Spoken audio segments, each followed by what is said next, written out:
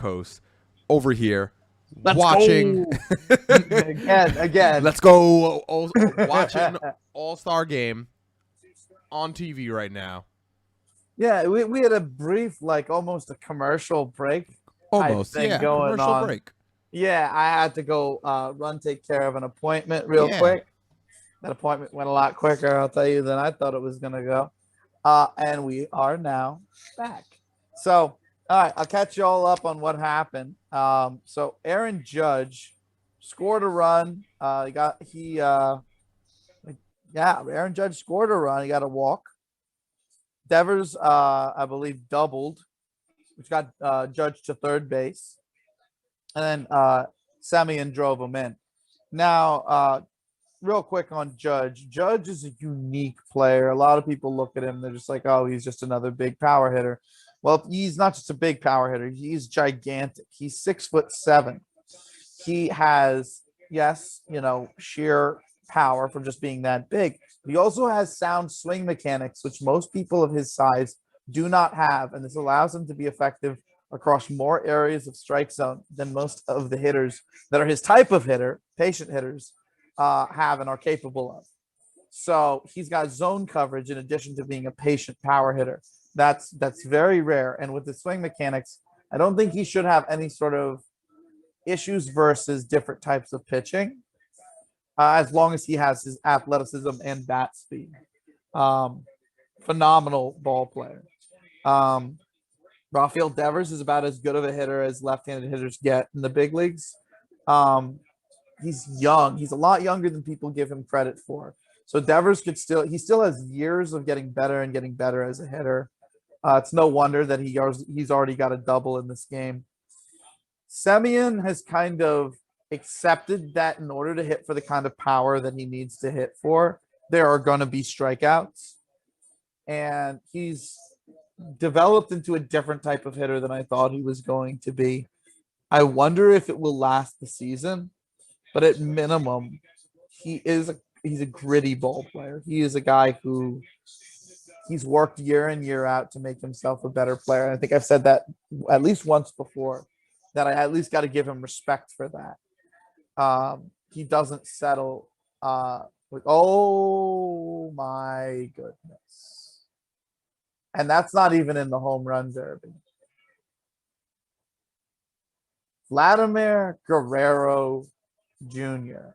I talked about him in our first little live stream here, just for a little bit.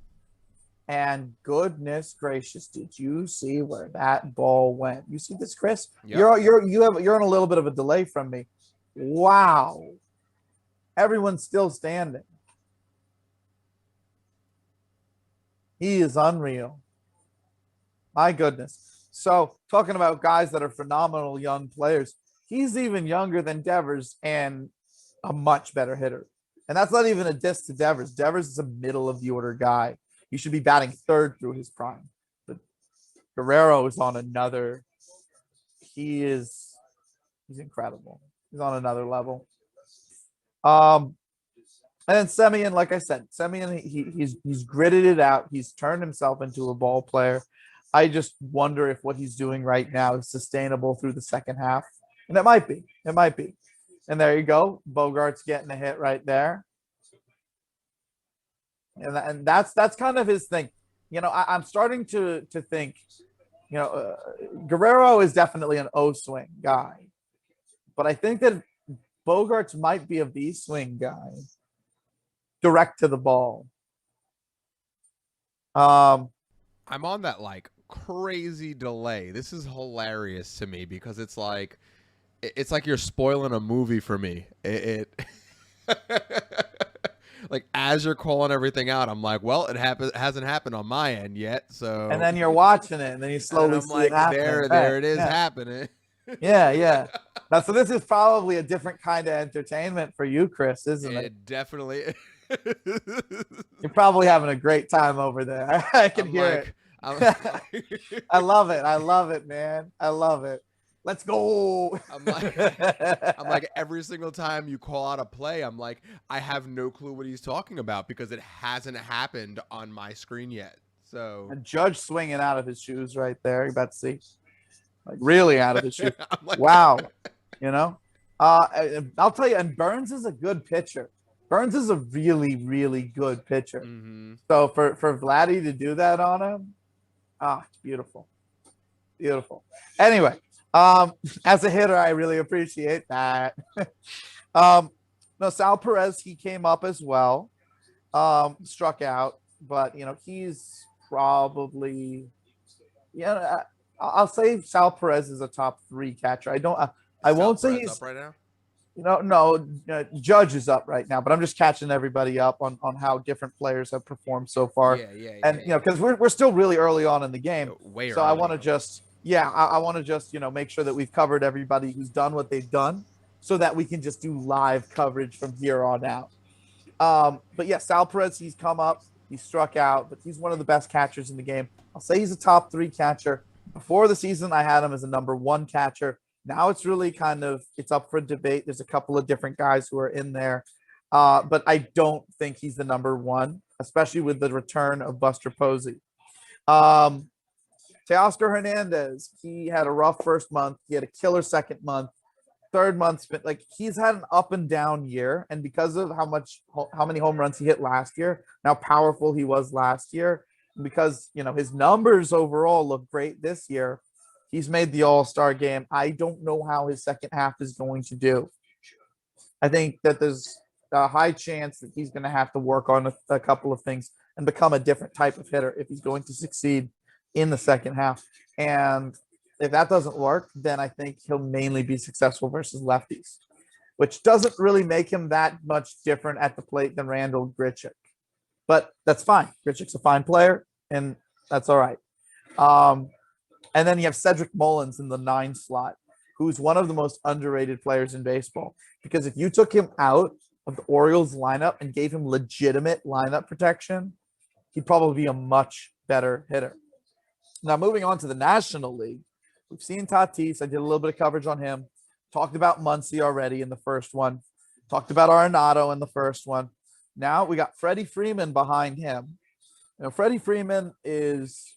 I believe he won MVP last year. I think it was Abreu in the AL and it was Freeman in the NL.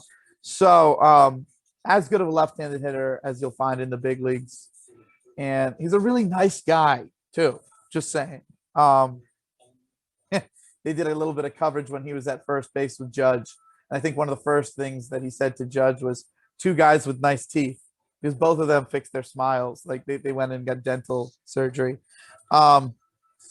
It's just a funny comment. That's actually a really funny comment. Right? That's a really funny comment. Yeah. It's a funny guy, And then you got Castellanos, who's honestly, he's turned his swing into one of the most dynamic swings that I've seen. Because I used to think that his swing was a little bit too out front, a little bit too, not to diss 2 of the best hitters in baseball, Arenado and JD Martinez, but I think that with an Arenado and a JD Martinez swing, that there is a high potential for, if something breaks down with your mechanics, everything to go wrong. It's not the type of swing where it works very well back in the zone. It works in front of the zone. But those are also 2 hitters who have timed their swings to make contact where they make contact. Yeah. Chris Bryant does it too. And I thought that Castellanos would kind of go down that route. But he's become so much more athletic at the plate and so much more dynamic in his swing that I don't know whether the raw numbers will show up as him having better years than JD Martinez at his best or Chris Bryant at his best. But I do definitely think that if you were to get him proper lineup protection instead of just a bunch of people who feast on mistakes and Jesse Winker, I think that he could probably be a different kind of hitter, a different level of hitter. And that's saying something because right now he's one of the best hitters in Major League Baseball. So enough talking about Nick Castellanos. Jesse Winker is literally batting right behind him. Walk king, power king. He's turned himself into an unbelievable player after being a top prospect in their system. He's hitting for more power than I could have ever thought he would. Um, as good of a hitter from the left side as you'll find. Um, that followed by JT Realmuto, who started off very, very hot and has kind of turned into his regular self as the year has gone on. Whoa, Brian Reynolds. Gone. Oh, not wow. Okay. You know what? Actually, that makes sense. Brian Reynolds hit that on an arc. He didn't put much backspin on that. So, in a bigger ballpark like Colorado, you need that backspin in order to get it to keep traveling with the thin air. Watch the arc on this, Chris. I know you're a little bit behind me. You see this? It's the way you keep saying. You're like, I know you're a little bit behind, but yeah. I mean, I shouldn't. I want to make sure the audience knows what's going on. You know, I shouldn't have to keep saying it, but you know what I mean. It's more for them. I know. You know. I'm on that real bad delay. Yeah, hey, it's not bad because you got the commentary now. Yeah, the grade A commentary. Okay, there we go. Okay, I just saw it. I just witnessed it. You see how there's not much backspin on that? Yeah, there wasn't. And it went far. Like in Yankee Stadium, that would be like way out of the ballpark. Yeah. But in Colorado, the dimensions are actually bigger. They were trying to account for the air, I guess. And this is actually brings up a really great talking point because no one actually talks about this, but mentioning that now, it's almost not what comes to my mind is like, so players get used to playing in their home field, which is what you say all the time. Yeah, because 81 of the games are at their home field, and then 81 of the games are split between a bunch of others. Yeah, and then also you bring up a great like observation, like weather, air quality, everything is different depending on where you're playing at. Yep. And these are things that people don't talk about. These are the things that people don't talk about. No, absolutely. It's why, like, CJ Cron was an excellent guy for the Rockies to have gotten because his swing, that's all it's about. It's about spinning the ball. And he's a big guy, so he's going to spin it with force. If he spins it with force in that thin air, the ball's just going to stay up. But also the reason why Colorado is a triples ballpark as well is because of the dimensions. So that's why it plays the way that it does. It's a really unique ballpark in terms of run creation. Hold on. Yeah. Tatis keeps just missing. Oh, goodness. For him. But yeah, no, Brian Reynolds, he's a very interesting player. He's a switch hitter. He's probably in the best years of his career. When he first came up, I was kind of like, he kind of reminds me of like a Melky Cabrera type. Can make contact good from both sides. There's a little bit of power in there. Might have like a couple of years where it's like insano production, but outside that is kind of going to be like a league average guy in most of these surrounding years. I think right now you're starting to see Brian Reynolds insano years. I don't want to say quite insano because I don't think he's quite that level of player, but his plus years, should I say, his play. He's not an elite player. He's not a great player. He's a very, very good player in these years. And then I think after that point, he'll just be good, similar to Melky Cabrera. People forget that Melky Cabrera had some years where like he hit 20 home runs, batted 300, was like a really good player for the Royals and the San Francisco Giants. And then he got a tumor in his back. It's not a tumor. Yeah. It's not a tumor. He got a tumor in his back, poor guy, and was never the same player. Honestly, Melky was one of my favorite players growing up. And I, for the life of me, I don't understand why some team hasn't signed him and given him lineup protection. I mean, maybe it's because there's no DHs in the NL, and that's why he's not getting a job. But if you give him lineup protection, I mean, come on, the Dodgers brought on Pujols. If the Dodgers are going to bring on Pujols, why can't some team bring on Melky? I mean, I get the thing with Puig because he's got some legal case stuff going on. But what has Melky done? Free the milkman. How about that? Just start a campaign. Free the milkman. It's not going to work. At his age, that they're not gonna bring him back probably. I hope they do. Hey, I hope they do. You got Adam Frazier, who bats behind Brian Reynolds. That's actually a really smart idea by keeping Castellanos Winker together and keeping Brian Reynolds and Frazier together because those guys are from the same team. They complement each other very well in the same lineup. And Frazier he properly turns the lineup over. He gets a lot of hits. He gets on base a lot. May not have a ton of power, but it kind of helps. That's his job. His job is to just get on first base, and he knows that. And then when he gets on base, then you got Tatis coming up after him, Muncy, Arenado, Freeman, etc., etc. So, although that being said, if anyone gets taken out of the game early, it's probably going to be the guys closer to the bottom half of the lineup. So, and that goes for both teams. So it doesn't just go for the guys playing for the Pirates in the National League in their lineup. That also goes for Teoscar Hernandez. Also goes for Marcus Semien, Cedric Mullins. They're probably going to keep a guy like Ohtani or Guerrero or Bogarts, Judge, even Devers in a little bit longer. And they might even keep Sal Perez in a little bit longer because I'll be honest with you, like who they had like as like secondaries and whatnot, catcher for the All-Star game. Sanchez didn't make the All-Star game. Yeah, Sanchez didn't make the All-Star game. So it's hurts. So I don't know if when they're going to turn over the catcher, but I could absolutely see them turn over Semien or Hernandez. So for the National League, Pirates, don't freak out if they take one of your guys out of the game over the next few innings. American League Blue Jays, don't freak out if they take one of your guys out of the game over the next few innings. Besides, the Blue Jays, you got Guerrero who will be in the game at least another at-bat. Probably at least another at-bat. I mean, he's already hit that monstrous home run. I don't know why they take him out of the game. Or maybe it's, maybe they take Guerrero out because you've had your moment. They've done that before in all-star games, Chris. I know. I've seen. So maybe they take him out. He's had 2 at-bats and he had his moment. Yeah. Maybe, you know what? That would make sense. They're going to take him out. They're going to take Guerrero out. God, that's cool. That is really, really, really cool. But do you think they're going to take him out? I think. Yeah. Why wouldn't you? You know what I mean? Like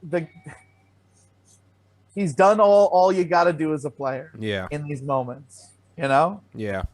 And you've got tons of players that want to get at bats that are great that are on the bench. So, cool. All right, I think that we're all caught up. Wow. So now we're in real time. So now you're all caught up to real time. I am not caught up to real time because I am like 3 minutes behind. We didn't name the pitchers. So after Ohtani, Lance Lynn was put in. He walked a guy, struck out a guy. He's a fastball legend. That's like his main pitch. He throws it like 70% of the time. Then they had Mr. Weak Contact Extraordinaire, quote unquote, who basically learned, how to be effective with that skill without home runs this year in Kyle Gibson. I don't know if that's going to last, but he has added a pitch. So that's pretty cool to see. He was a top prospect at one point in time. And he allowed 1 hit in 1 inning so far. And then for the National League, we had Scherzer, which was awesome. We've had Burns, which has been awesome, and Marquez, who's pitched to 1 batter. All right. And now we got Devers, who just grounded out, which I'm sure you're watching right about now. Not Chris, but everyone else. Yeah, Chris. German Marquez is now on the mound for the National League. He's the Rockies' ace. He's actually gotten a lot better leading up to the second half. His ERA's kind of dropped off a bit. I always wonder what it would be like him playing in a different ballpark, but him pitching right now makes sense. Someone told me that he has a very low spin rate on his pitches, but he's still effective even with that lowered spin rate, which kind of makes sense because in Colorado, if you can redirect spin, the ball's going to go far. In a bigger ballpark with less spin, it's harder to redirect it. And balls are going to get caught. So he's a good guy for the Rockies to sign to an extension with his style of pitching. But I'd probably wait until after the year rather than like do any sort of crazy thing mid-year. I want to see what he can do over the rest of the season because I think you're starting to see him really come into his own, which is really cool to see with pitchers. Because pitchers play the whole game and they're involved in every single play. So when you see a pitcher come into their own, you can watch it really develop in front of your eyes and really just see all of the finer things on a pitch to pitch basis and how they make proper adjustments in terms of pitch selection and location, and even in terms of aggressiveness. Some guys, they have an extra 2 miles an hour of velocity, ready to be used. Now you got Semien, ground to Arenado, nice play, very pretty, very well done. You'll see it in a second, Chris. Yeah. It's not.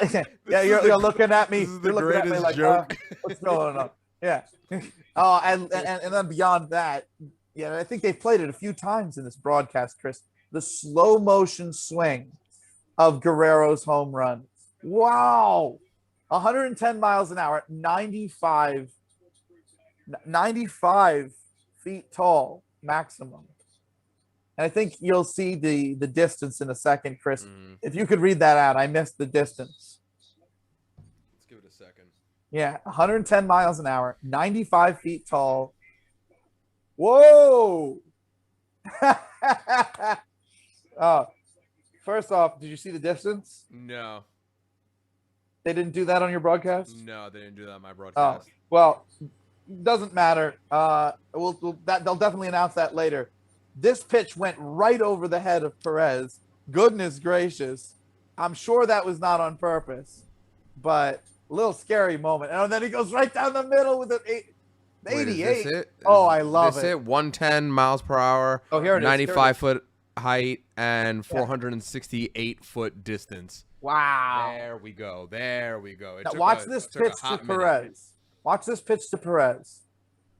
Which one was it? The first or second? Watch it. No, just right now. Right now. Okay. I'm paying attention. I am watching. You see it? Oh no, he almost hit him. Yeah, right over his head. Right over his head. He almost hit. He's laughing. Yeah, and the funny thing is that he does that, and then he comes in and he strikes him out. I don't mean to spoil anything, but I kind of have to do it. Oh, spoilers! You should have said spoilers. Spoilers for you. But I'll tell you, you guys watching in the audience, to throw a ball right over a guy's head to get him a little bit thinking, and then you go right after him like that. Oh, yeah, no, definitely gonna tick off. That's pitching. Yeah. Oh man, you'll see exactly what I'm saying in a second, Chris. You're gonna love this. Oh man. Oh man, that is pitching. Well done, German Marquez, showing up literally in the All-Star game. Like, that's nerves of steel right there. My opinion of him has been raised as an analyst because it's one thing to do it. It's a whole other thing to do it. It's a whole other thing to do it when everybody's watching. Yeah. Oh. That was beautiful. That was beautifully done. He attacked him. What? That was incredible. Not physically attacked, but like. Call the police. In terms of the sport, attacked, yeah. Wee-oo. Yeah. Oh man.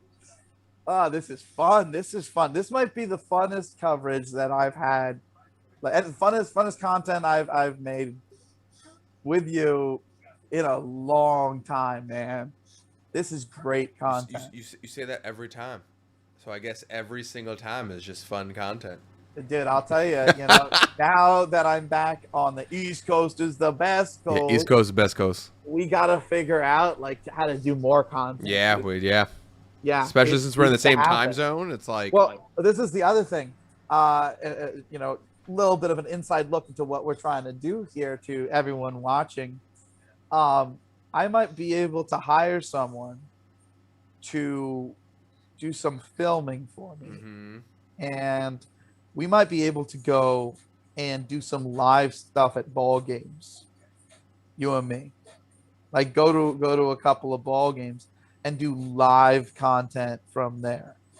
Like actually with someone with a camera and like all the hookups and whatnot, we might actually be able to get stuff on that level. But one thing at a time. We'll see. We'll see what we can do next. So We take it slow, plan things out, get kill it them done. softly. Get it done. Yeah. Hey, look, it's gonna go one of two ways. Either a team starts begging me to do analysis for them, or we just make more content Just until keep we making drop. You content. know what Keep I making mean? and keep making content It's one or the other. until you It's either finally get that call. Until it's yeah. like, hey, you gotta come in, you gotta use these algorithms that exist inside your head to just fix this. It works though. Just It come fix works this. though. It's so weird that it works. It just weirds me out because sometimes like you'll say things and I'm like I'll hop off the podcast with you and I'll just like I got thanks to T-Mobile I got a year free of Yeah. MLB Yeah. the MLB app and everything. So and this is not a shout out to T-Mobile. This is not a paid promotion. Just got a year free because of T-Mobile Tuesdays, and still not pretty a paid cool. promotion. But I'd get on the MLB app and everything. And I'm like, what is James talking about? I'm like, I don't know. I'm like, he can't predict that much. And then like when things are spot on or things are super close to what James is talking about on each of our episodes, I'm just like kind of like dumbfounded. And sometimes he'll give me a call and I'll be like, yo, this is crazy. I thought I was gonna be wrong on the Astros. I said it. I brought them up every time. I was actually Now, going to bring him up earlier when the game first started and like before the national anthem and everything. I was actually going to bring them up earlier when we were talking about predicting the game and stuff like that. And you were like, there's no sticky balls this time. And I'm like, I don't know. well, here's where it gets really wild, right? So I'm gonna give a little bit of a look into one of our future episodes for everybody watching. There is we thought that the Astros saga of our episodes was over, right? I feel like it's Done. never over. What do you mean we thought? Well, You thought. there's another stage. I think which you is- thought. Yeah, I thought it was gonna be. I thought it was done, and we moved on. But now I completely understand what's happened with the Astros is that they've gone from basically knowing what pitches were coming, not knowing what pitches were coming, and being terrible. And then they made this adjustment where it's basically we're going to try and work the count and foul pitches off and change our entire approaches so that we can feast on mistake pitches because frankly, going from not knowing what pitches are coming to facing the toughest pitches in the league, we just can't hit those. Mm-hmm. So what ended up happening was the walks skyrocketed, the home runs skyrocketed, and for like a month and a half ish, 6 weeks ish, Altuve was hitting, Correa was hitting, Bregman was hitting. Now Bregman was the first one to fall off, and then he got hurt. Then it was Correa, and then he got COVID right before the Yankee series, right? Yeah. Or at least he says he got COVID. I think he wimped out of the Yankees series because he didn't want to get whooped. He didn't want to. When I say whooped, I mean physically, because they would have made him wear one. They would have thrown one at him. So why go against a bunch of guys who are throwing 99 miles an hour when you can just be the guy you've been your whole career, which is a wuss. And now you're starting to see Altuve starting to slump. I've been seeing on Astros pages, we need Altuve to come around. The only guy amongst even Springer has been a completely different player who's been dependent on walks and home runs in order to contribute for the Blue Jays. So it's all of those guys. And the only guy who's kind of been able to change and adapt was Yuli Gurriel. And reportedly, this is what they said about Gurriel, is that Gurriel's one of those guys where you don't give him any information and you just let him go hit. This year, we decided to give him more information. Why didn't you do that in the first place? So, I mean, given that he was absolutely phenomenal for an entire career in Cuba, it's a little bit more believable that he's still a good hitter. Mm-hmm. But Springer and Correa and Bregman, they've only known cheating. And Altuve, he's been at the end of his career sustaining all of this rather, on cheating. So it's absolutely no wonder to me that they've had to go through this transformation where they just couldn't hit righties. They worked to try and produce against righties by fouling pitches off and not swinging at balls and completely changing their approach, which was initially contact hitter. And now people are going right after them and they're all not hitting. Bregman's numbers versus righties are terrible, and Correa and Altuve's numbers in the last month are awful. And then in Springer's numbers, he's walking more than he ever has. The strikeout rate is a little above average. He's got a very low batting average on balls in play, and he's got an above average ISO, which is out of play power, and that makes sense. If you're not swinging at balls and you're swinging hard at strikes, you're going to walk, you're going to strike out, and anything you hit is probably going to be pulled for power. And that creates, weak balls on the ground and some weakly hit pop-ups, which is why you're not succeeding on balls you're hitting into play. But it is also that in-between area where you're just hitting pulled balls out of the ballpark. So, yeah, I think the next stage, as in the second half of the season, either we see kind of more of the same three true outcomes becoming like more of a severe thing. Because right now the Astros actually have a pretty good, I don't say pretty good. They have like the lowest strikeout rate in the majors. But I think with those particular players, with Altuve, he'll strike out more than we're used to seeing, and his production versus righties is going to really drop off. I think that's going to be consistent with about the last month. And I think Correa probably the same thing. I don't know when Bregman's going to be back, but I think he's going to struggle versus them as well. The best outcome that they could possibly come up with is that's just who they are. They're going to walk and they're going to pull balls for power, and that's just what they are. They can only succeed versus basically mistake hitters or pitchers. There you go. That's basically what their team is. But again, they're the Astros, so they could always, add more cheating, and they could always just add cheating. They could always Yeah. just purchase that upgrade and just add cheating. And they do have Jordan Alvarez, who's very good, and they do have Brantley, who's very good, and they do have Tucker, who's very good, and they have some guys who are very good. Mm-hmm. Teoscar Hernandez off the wall.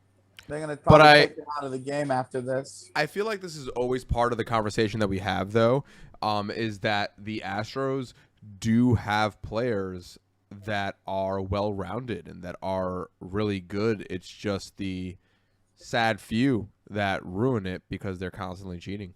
Well, the part that really is the most painful about it is, just looking at who they are as ball players and not looking at what they've done to themselves and what they've done in general, right? Altuve, even before the cheating, was one of the most prolific contact hitters in our era.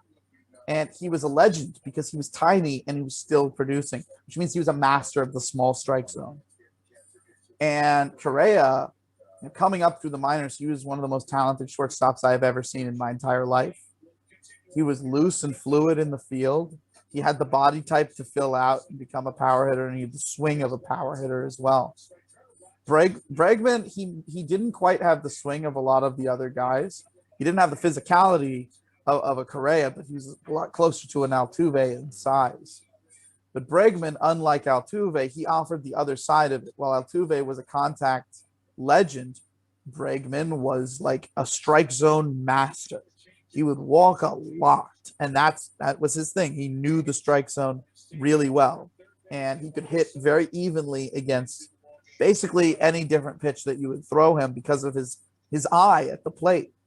And then with Springer actually in 2017, even with the cheating, he put up some of the best playoff numbers of any player in history. So you can think that even without the cheating, you're looking at a player who should be able to become better than they usually are in bigger moments, unless you just think that they turned the cheating up, which is not how cheating works. Mhm. So it's either you're doing it or you're not doing it. And yes, in certain years, the Astros stopped using it in all plays and used it in selective moments when they needed more production. But that wasn't 2017, and that was the year he did that.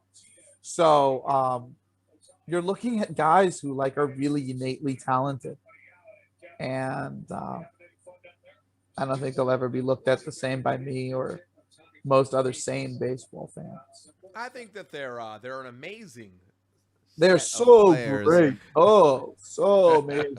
Oh, let me go puke now. So, all right. So let's get into this game. Yeah, now, get into 'cause this we game. got- Get into We this got game. the game going on like literally right now. We don't need to bring people down with this loser organization. Yeah. So I had to give one last one, I man. know. One last pick. One last pick. you're you just had to. It's like I can't leave without one more jab. Yeah, no, really. Like it's one last kick as you're walking away. You know what I mean? I love it. All right, so we got Rogers in the game from Miami, who's like a 6'4" ish left-hander who throws very, very hard. The AL is already up by 2 runs, so this is really danger. This is a danger zone. Mhm. Right into the danger zone. You ever seen Top Gun? Yes. Yeah. So when are they going to make that second one? Did they make that second one? I what's don't going think so. on? I don't think that Yeah. they made that second one. Yeah, people have been saying that Tom Cruise. Has Oh been wait, did working they? on I it. think they did. Did they Wait a make minute. it? Wait a minute. I'm so What's confused. going no, on? no. I think there's rumors of a second one. I thought they were working on it. I don't know. I think that they were. Now Anyway. that you're saying that, it's all hitting me now. Yeah. It's just like it's one of those things. It's just like right on the edge of interest. It's just interestingly enough to stay on that like interesting dish, on the edge of the plate. Anyway, so yeah, this is a dangerous area. This is oh wait, it's Dave Roberts, man. Okay, Dave Roberts. I thought it was Bud Black. I think it is Bud Black. Anyway, yeah. So this is a danger zone. They just scored a run. Teoscar just scored. I think it was Guerrero scored him, I believe. There's now- the second one. It's out. Came out. It's called Top Gun Maverick. It came out on July 2nd. It came out. That must have been terrible. It must have been terrible. Oh my God! If it was anything close to okay, people would have been talking, right? I don't know, but that's what Google's saying right now. It's saying Top Oh Gun. my goodness! I need to watch it. Oh my God! I need to watch it. I mean, Okay, that's we're happening. Still in 2021, right? I mean, Yeah. yeah. Okay. Sorry. Maybe it got released like internationally at that date, and it's going to be released in like a week or Oh so. wait. I don't know. Like, Wait, no, sorry, it got pushed back. It's November, according to IMDb, November 19th, 2021. yes. Okay, so we can look forward to it. Oh man, that's cool. Awesome. Back to this game. Into the danger zone. Into the danger zone. All right, so 3-0. The AL's already got a lead. Xander Bogaerts, who's already got one hit, is up with a guy on second base. Bogaerts all year has been an RBI guy, right there with Devers and right there with JD Martinez. If you can tell the guys in your order, you're gonna be the guys that we need to drive in the runs. Then they typically are more prepared to do that than if you shuffle the lineup all the time, like it's what's happened with the Yankees. And just as I'm saying this, Xander Bogaerts gets a single and drives in the 4th run for the American League, doing the job that you got to do. And of course, he was going to do that because he's got that swing that, like I said earlier, is perfect against lefties. Like I said, tougher righties are going to be harder on him as his career progresses. He comes in versus a guy like Rogers. Of course, he's going to do it. He's been an RBI guy all game or all season. And now he's going to bring it out in the All-Star game. Now we got Judge batting. This is exciting. Judge is batting with a guy on first base. Anytime Judge bats with anyone on base, I get excited. Judge, since he was in the minor leagues, has known that's his role. His role is to drive guys in and get on base. And again, if he's getting on base, it's because you don't give him anything to drive people in on. And I'm fine with that being his approach, that patient approach, because he's 6'7", so he still gets those edge pitches with that patient approach. It's not like he's missing on too many balls. That being said, with his lever length, if you're throwing really, really hard with backspin, so it doesn't have any dip or dive or tracking that he can lock onto, you can jam him up with high end velocity. But you have to hope that he doesn't get out front of it. Aaron Judge pops up, and there's the end of the inning. Well, the AL's leading 4-0. 4-0. How about that? 6 hits to the National League, 2 hits. The National League has made 1 error, which I believe was that play that we saw a bit earlier while I was talking at shortstop where he bobbled the ball. Yeah. So far, it's looking like the AL is going to take this because a 4-0 lead in an all-star game is like a 7-0 lead in a normal game. And I was actually starting to think that when they were still leading by 2. Yeah. They were leading by 2, and I was like, I don't know. Like, personally, like, I'm not the expert here. You know way more than I do, but when they were leading 2-0, I was like, I don't know. This is kind of like not seeming good. Yeah. For the National League. I'll tell you, it makes it really interesting. Because this is the way that I think about it, right? And this is the way anyone really should, is that how this affects the playoffs. Mm-hmm. And I believe we still have that rule where, you know, the team that wins the league that wins the All-Star game gets the advantage in terms of home field advantage.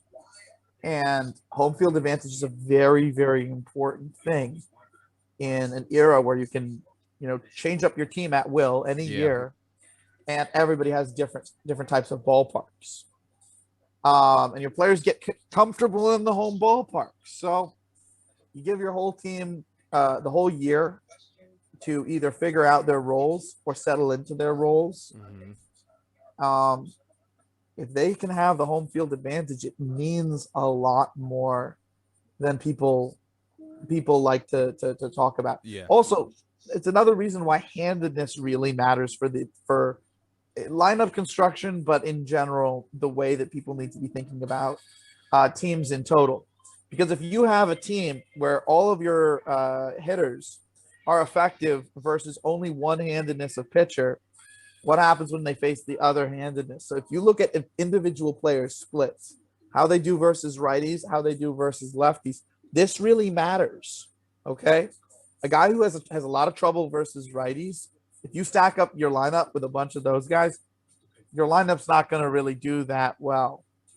And also, if you stack your lineup full of lefties, your lineup's going to be really shiftable. Mm-hmm. So you have to be able to have diversity. You have to be able to have diversity, not of handedness, not only of handedness, rather, but of handedness and approach. You know, it'd be a really interesting episode. It would be an episode on like that type of diversity of like different lefties and righties and why it's important. Because every time you talk about this, I'm just like, why is it so important? What hand you throw with, or what stance you go into when you hit the ball, and it'd be really interesting to actually talk about that and understand. To give like a brief talk, not to go into details there, you know, righties hit lefties better than they hit righties. The majority of the league are righties. So I'll give an example. Washington Nationals, they vary up their lineup with different types of hitters and different styles and all of that type of stuff. About as good as anyone, probably better.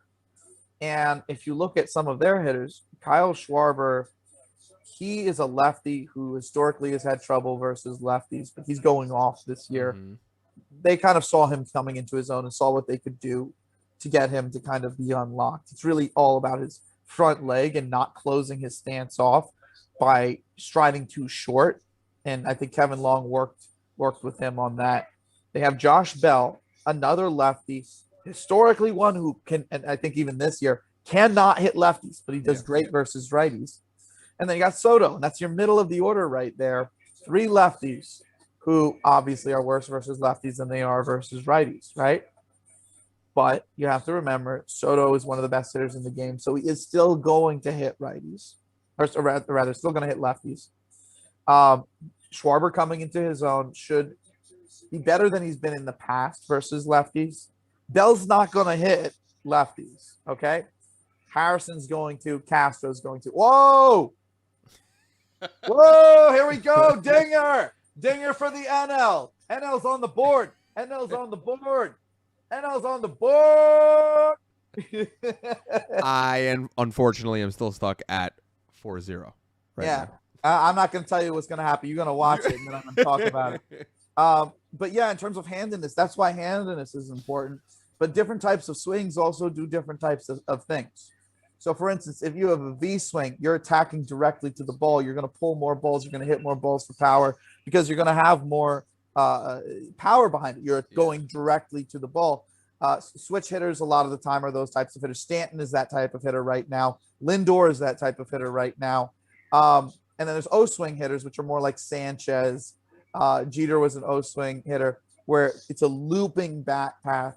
And this allows you better hard contact on balls in play and a better spray of hard contact on balls in play and better spin when you're hitting the ball, but less force into the ball and less control over where the ball is going. Well, I would say less control over where the ball is going to go, but you're not going to be able to pull it as easily at all with that type of swing, unless it's like low or you're getting it way out in front.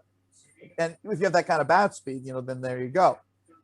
So different types of swings work differently against different types of pitchers. For instance, I'm sorry, that was a fast ball. How did he even see that coming to hit that? And straight out of the field too. So it's happened for me, everyone. It's at 4-1.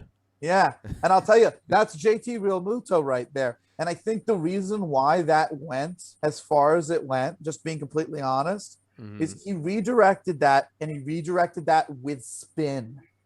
And in this ballpark, that'll just go. There's no drop in it. It just loops out there. I definitely think that the ballpark helped with that one. Yeah. Interesting. Now we got Adam Frazier up right now, who's he's all twitchy up there. What are you doing, huh? Moving his shoulders, just chill, dude. Just trust your hands. You're a good hitter. I mean, at least for contact. For everyone tuning in, we're doing live commentary.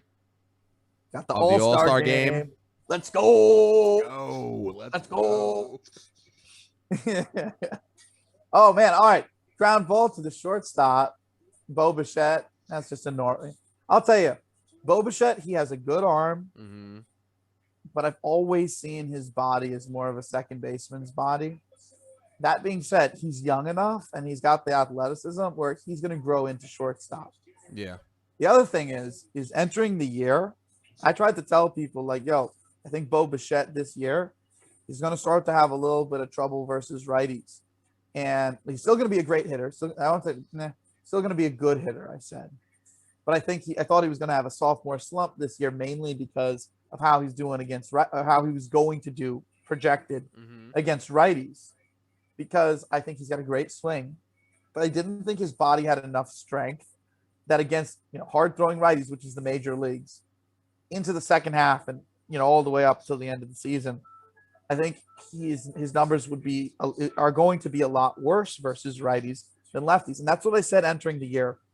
And I did at one point, I believe it's Sean, a top shortstops list, right? Yeah, I remember. And I remember I left Bogarts off, and Bichette off. I left Bichette off, and I specifically said on it why I left Bichette off was directly because I thought he was going to go through a sophomore slump, have a little bit of trouble versus righties, and then next year he'd be back to being a great, because the talent's there. Yeah, it's not like I doubt the talent. And at the beginning of the year, it was fairly even split between righties and lefties through the first month. But as we've gotten closer and closer to the middle of the season, his ability to hit righties has dropped and dropped and dropped and dropped. I think it's going to continue through the second half of the season. He's dropped from, I think, 30-something% above league average versus righties all the way down to, I think, 15, 14, 13% against righties in a matter of like 3 months. And if that continues, by the end of the season, he'll probably be something along the lines of 5% below league average versus righties, maybe 10% below league average versus righties, and absolutely still toasting lefties. Yeah. Which, when you combine that together, it's still a really good player number, for you yeah. this year. Yeah. But he's going to be so much better next year, and he's going to have an incredible career. So Blue Jays fans, don't think I'm down talking him. Great player, great player. But he's, I'll tell you, watching him in the field, watching the swing mechanics, you can just see what he is going to be. It's going to be phenomenal. Paying tribute to everybody who I believe we've lost from cancer. Yep. Stand up to cancer. Respect. My godmother, she fought cancer. She beat it, and I'll tell you, it was a big enough scare where she ended up moving closer to us, and now I get to see her almost every day, and it's really beautiful. You start appreciating, how much Appreciate people people really more. matter. Yeah. Yeah, when they come close to that kind of thing, and we feel like, like, I guess, our friends are immune from these types of things. But Yeah. No one understands it heavy until it stuff. happens to you. Exactly. And then it It's heavy happens to stuff. you, and it's like, oh man, like now I understand. All right, back to baseball before we start getting, depressed and start hearing the music from the Titanic and, sad facing and all that stuff, getting all down, Like, down wah, bad. wah, wah. down bad, as the kids say. You know Are what the these the kids things say. that the kids say? I don't know what the kids say. Like, I'll tell you, I was watching the Conor McGregor fight. Now that we're on a commercial break, I was watching the Conor McGregor fight, right? And then I was listening to Conor McGregor fight. That fight was horrible. I was watching the post fight interview, and then I believe his name. What's his name? I'm blanking. Who whooped him? Yeah, well, he didn't really whoop him. He damaged his leg or whatever. What's his name? Who fought him in the fight? Dustin, right? Yeah, Dustin Poirier. I don't want to say it. I don't want to say it wrong. I don't know how to pronounce it. Yeah. P-O-I. So I was watching the fight, and I was out with my friends, so I wasn't even listening to the fight. They would have said it there, and then I would have had it perfect for you guys. But so I was watching the fight, right? And what he's doing like the post fight interview, and he starts saying this word, and I've heard the kids talk with this word before. And it's a new word for fighting, and I'm starting to use it. Scrap. You want to scrap? Want to scrap? Yes, scrap. Want to scrap? Yeah. Want to scrap? Want to scrap? Yeah. Yeah. Want to scrap?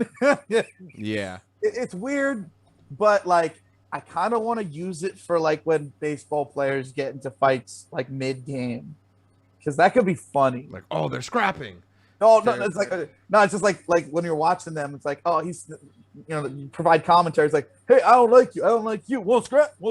Come at me. Oh, you mean like I do a dub over, like a dub over, and it's like that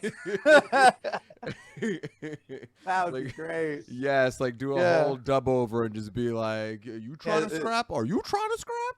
That's like a great idea for like John Boy to try. John Boy does stuff like that all the time, Oh man, I'll tell you, I'd love to do some work with them. They're fantastic over there. I'll tell you, they've built themselves up like in a very short amount of time by making good content and like good natured content too, not just like hot takes and stuff like that like we do.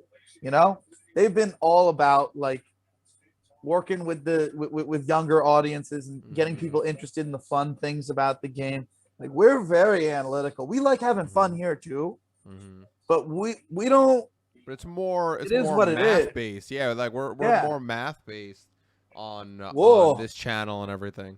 Yeah, every time you go, whoa, I'm like, I just like look at the game and I'm like, well, I'm like 2 minutes behind, so it's nothing major. It's Jose Ramirez almost got hit by a pitch, but see, that's the other thing. They brought in Taijuan Walker, right? Yeah, yeah. And his whole thing is that he doesn't really care if he walks you. He just cares about getting you out, whether Hmm. it's between like weak contact or whether it's between like striking you out. That's just kind of his thing. He doesn't care if walks come. And he's developed into this very slowly. And I think the reason for it, and you see him on the mound, he's gigantic. He's absolutely huge. I can't imagine how big his hands are on a baseball and some of the things that he could do with that baseball. So it doesn't really surprise me that he's not able to Hmm. always keep it in the strike zone with as much movement and That he probably has, yeah. downward motion that it has to it. Yeah. He's a big dude. He was a top prospect. He came from the Seattle farm system initially during the era where it was like Danny Holtzen, and I think Paxton was around then. And Yes, yes, yeah, yes. there was a few guys who were really developing for them at that point. Oh, Jose Ramirez, he puts it up. Center fielder runs and got it at the warning track, ran it down. Uh, Who's that? Oh, Chris Taylor.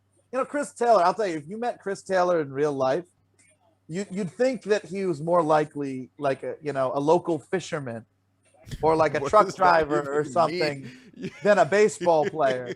He What is just that? looks like a regular dude, the I'm most like, regular dude. He just looks like a dude.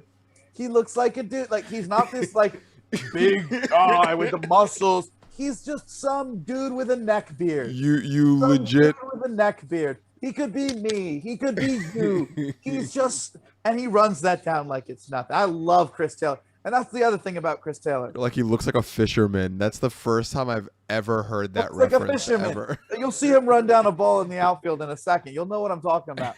Ball gets hit pretty hard. You'll see it in a second by Jose Ramirez.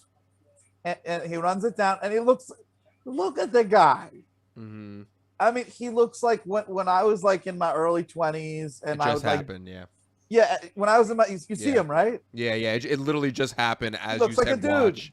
Yeah. Yeah, he Yeah. looks like a dude. Like in my early 20s, when like, I was thinking about pledging for a frat. He looked like one of the frat brothers, my guy. Like he just looks like a dude. Like a fisherman, like a dude. Yeah, I'm gonna use that from now.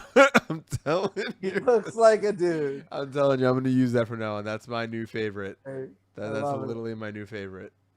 And he's a good player. He reinvented his swing, and then ever since then, he's been a very good ball player. So credit to him. Yeah, this guy's whole hand on the mound, his whole hand covers the entire ball. Yeah, you see what I'm Like, saying? how's that even possible? Is that what you were He's talking about? Like gigantic. Yeah. his So entire hand encompasses the ball, and it's like you barely see the ball as he goes to pull back and throw it. yeah. And he's just struck out Whit Merrifield, which makes sense righty on righty with Whit Merrifield's swing and background.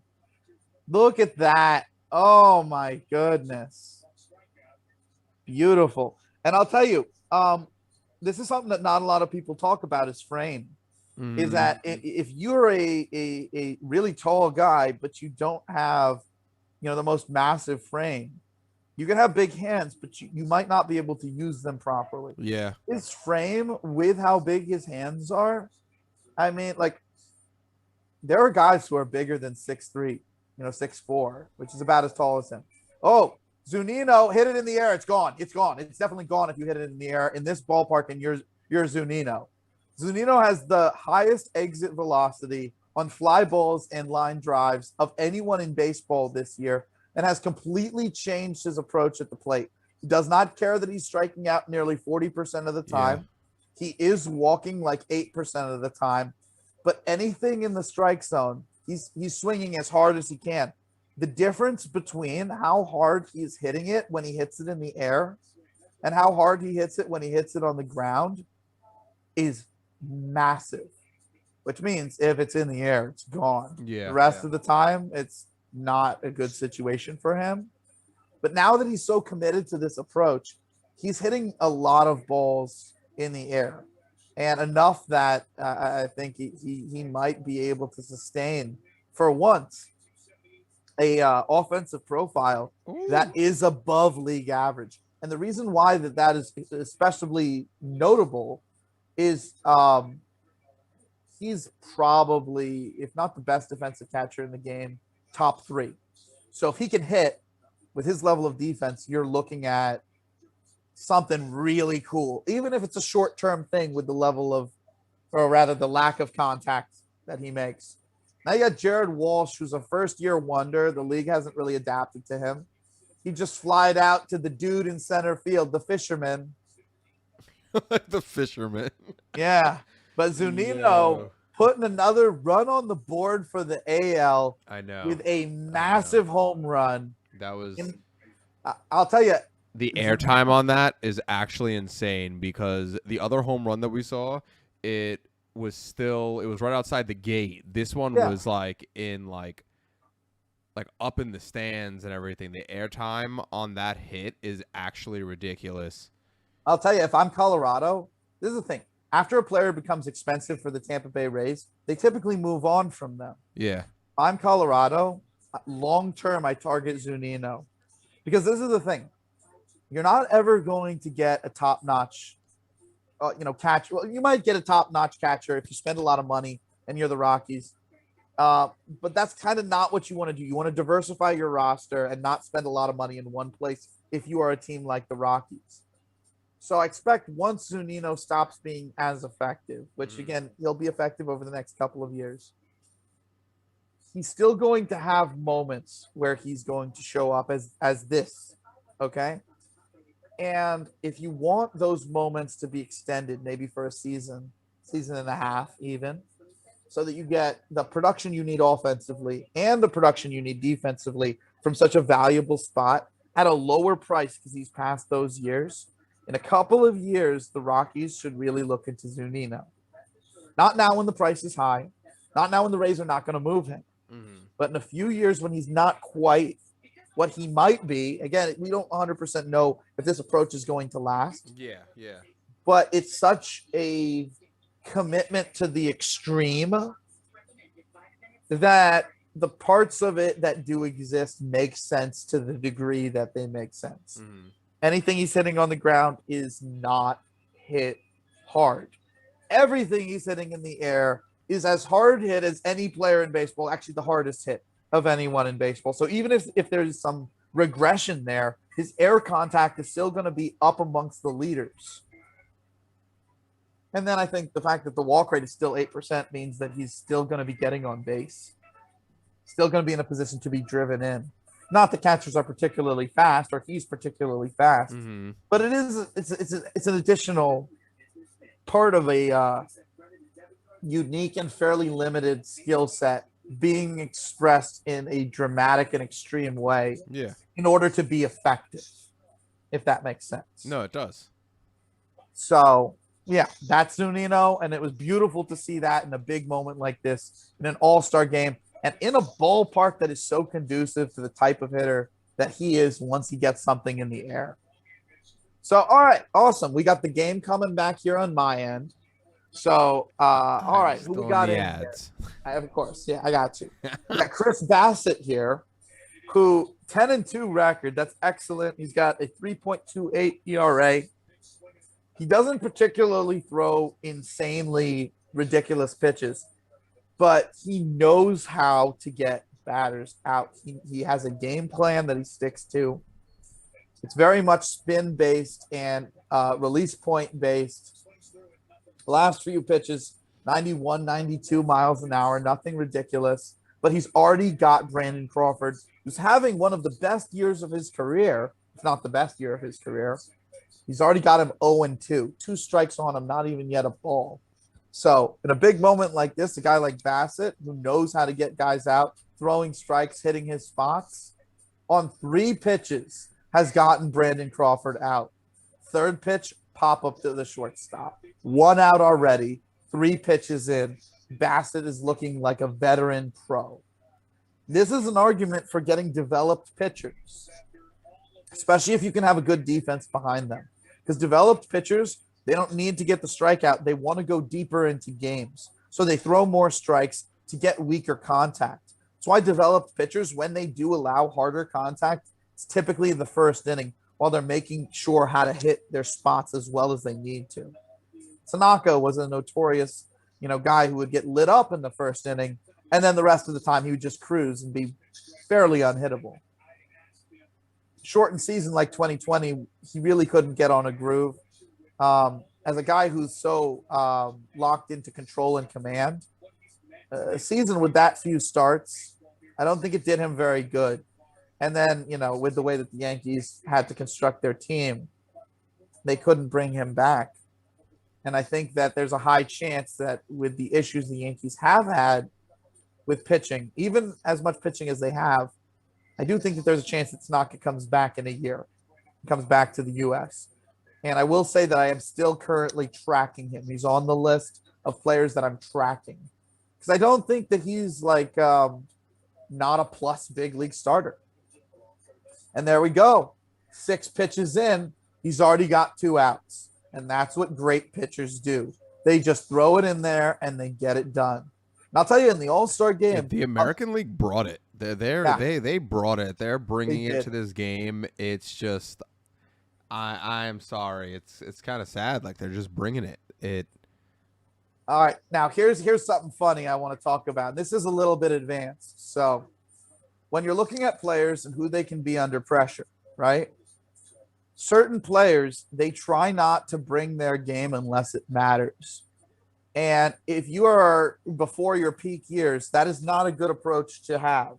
But if you are after your peak years and you're having injury issues and you want to find your way to be able to bring your game when you need it and then just pace yourself in between, that can be something, if you need to use it to be healthy, that is acceptable. But if you are before your best years and you want to bring your best out, it is not really the best idea to be that type of guy. All right. Manny Machado is batting here. And these are the moments in which he's supposed to bring it out of himself. Okay. That ball was bobbled. And on anyone else, that would be a fairly easy double. That he almost got out on that because of how he runs balls out. If you look at Manny Machado's numbers, he's working deeper and deeper counts, and not in a good way, over the last few years. In any year that is not either a shortened season where situations matter more and games in general matter more, or it's not a year where he's entering free agency, he does not perform at a superstar offensive level. He's more about league average those years. So I worry about how Machado is going to age. Now, here he was about to hit a single, and he was able to run it into a double, but it wasn't because of his effort. It was bobbled by the center fielder, completely dropped. He should have been in at second with no slide, no issues. And he had to slide, and it was closer than it should have been. So, Machado, he's one of the best defenders at third you'll find ever. He, right now, is still a good hitter. I don't know what's going to happen to him over the next few years. It all depends on what he wants to take, what direction he wants to take his career in. But this whole, oh my God. Have you seen that baseball movie? Which one? Bull Durham. Bull Durham. Bull Durham. Bull Kevin Durham. Costner, I believe. Is it Kevin Durham? Yeah, Kevin Costner. Yeah, what am I talking about? Bull Durham, Kevin Costner, and I believe that's young John C. Reilly, which is, I think it's John C. Reilly. But I'll tell you, it is. I have not seen this. It is one of the best movies from that era. You know, the love story in it is weird but awesome. I was about to ask. I'm like, on the IMDb, it says romantic comedy, and I was like, wait. Awesome. But at one point in time, like, the manager is really upset at the team, and he doesn't really know how to motivate them. So he talks to, the main character, and the main character's like, yo, you're the manager, like, get mad at them, basically. And he's like, all right. So the manager throws a big fit, and he's like, you lollygag over there. You lollygag over here. What does that make you, Bill, or whatever? And he goes, lollygaggers. It makes you lollygaggers. That's kind of how I feel about Machado sometimes. I'm like, stop lollygagging, dude. Stop with that. Anyway, we got Cronenworth batting here. Well, while I'm talking about Lollygagging. We're lollygagging. yeah. Machado barely gets to second, and now Bassett has walked Cronenworth. Now Cronenworth, that's kind of what he's known for. He's got a great eye at the plate, and he's got doubles power, which in this league he might be able to parlay into a little bit of home run power. Right now, the league hasn't quite figured out Cronenworth. I think once they do, he'll be closer to a league average hitter, but he'll still have the versatility that he has. He'll still have the speed that he has. He'll still have the eye that he has. So you're still looking at a very good player. But right now, I mean, his biggest skill is probably plate discipline, if I'm just being truthful. So he walked right there against Bassett. So we'll see that occasionally if Bassett's trying to nibble here and there. Bassett's 16 pitches in now, and he's going up against Juan Soto with two people on. In a game like this, Soto needs to come through here to really bring the National League back. And I'd understand if he didn't, because Bassett is a fantastic arm, but Soto's also about as good of a hitter as you'll find in the league. And in the home run derby, he hit a ball 520 feet. He's one of, I think, three guys who hit a ball 500 feet, maybe four. I don't know. I know Story did it. I know that he did it, and one more guy did it. Why am I not? Who was the one who hit it the second farthest? Oh, Ohtani. Ohtani hit one that far. Of course, it's Ohtani. So I wouldn't be surprised if like I found that somebody else in the Derby did it, but usually the guy who impresses with the biggest show and how hard it's hit and how far it's hit is too exhausted to win it. So typically, the guys who can sustain just hitting balls hard enough to hit them out, that's the guy who does win it. So Pete Alonso, Pete the polar bear, with his polar bear strength, sustained that with the animal strength of a polar bear, and ended up winning it. That's kind of the whole thing. They call him Pete the polar bear because he looks like a polar bear. He looks like a bear. He kind of looks like a sloth. He's not ripped or anything. He's just country boy strong. Country boy strong. And he won it. And I'll tell you, it's the second one that he's won. And you got to give credit to a guy like that. That's a power hitter for you. And he's always had a swing that I liked because I've seen him as a guy who's he's clearly a power hitter, clearly a home run hitter. But I've also saw that he's had the type of swing that really has barrel awareness. And you need that to be able to hit for a certain level of contact as well. So unlike Hoskins, who's very much, I'm going to commit to a swing, and I'm either going to foul it off and work to a walk, strike out, or hit a ball out of the ballpark, I think Pete Alonso actually has the chance of being successful for quite a few years on balls in play rather than only being effective versus typically mistake pitches. But then again, that is kind of his profile, and I think he'll have his best years once they bring DH to the National League and he can just focus on hitting, because then Dom Smith will slide over to first. So we got Soto now, I believe, at first base. We got Chris Bryant up at the plate, who has had many big moments throughout his career. And he's kind of he could bring it out here. Oh, wow. Oh, and he throws wild. He throws wild. And okay, we have a run scored. Machado, wow. Machado scored on that. I thought that you would stay at the base. I still haven't seen it yet, so I can't get excited. I mean, it's not exactly like Machado had to hustle. The ball legitimately got away, and there was no way he was going to be able. Like, yeah, he wasn't even hustling that much. He wasn't even hustling. Whatever. I can't keep getting upset at Machado. He scored, and that's all that matters. Oh, and there you go. Struck out Chris Bryant, righty on righty. Chris Bassett versus Chris Bryant. Bryant is trying to figure out who he is at this point in his career, because he's not quite who he was a few years ago, but he's still very good. And there's usually a transitionary period where you then figure out who you are at this point, who you are moving forward. And I think that's about where Bryant is, but I'm not 100% sure he knows who he is at this point in his career. definitively. And with Chris Bassett knowing exactly who he is and how he can get his success as his type of pitcher, righty on righty, he had the advantage there. It's really cool to see a veteran arm like that come through with the bases loaded. That being said, I'm really surprised that it got to that point after it only took 6 pitches for him to get the first 2 outs. And therefore, we're not going to see him for the rest of the game, probably. He's going to get taken out. So, and then that's another thing. They just showed a little bit of, I think tomorrow they're going to do something on TV about what CC Sabathia has gone through and had went through as a player.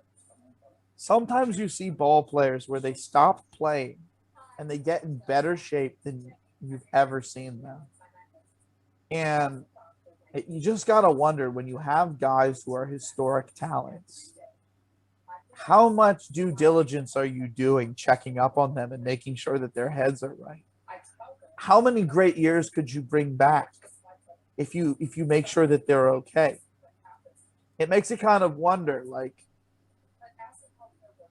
does an environment with a lot of talent just naturally breed people who feel unappreciated?